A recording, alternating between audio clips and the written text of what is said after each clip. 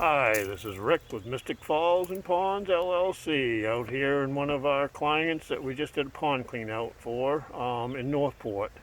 And I'm out here today redoing his canister filter, the Ultra 2, putting in new gaskets and a new handle. Unfortunately, when they came in and built the pond, he never got the instructions on how to use the canister filter properly. So now I'm rebuilding it for him. And here's the pond that we just cleaned out. As you can see, it's nice and clear.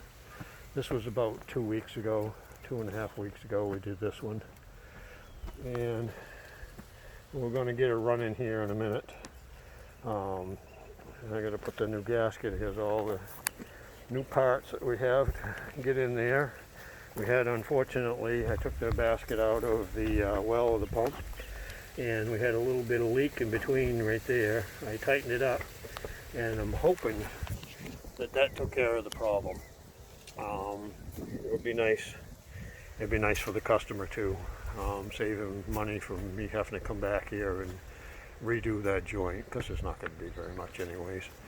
But it'd just be nicer for the customer. Well, this is Rick with Mystic Falls and Ponds LLC, and I hope everybody has a great day and stay safe out there. Bye-bye.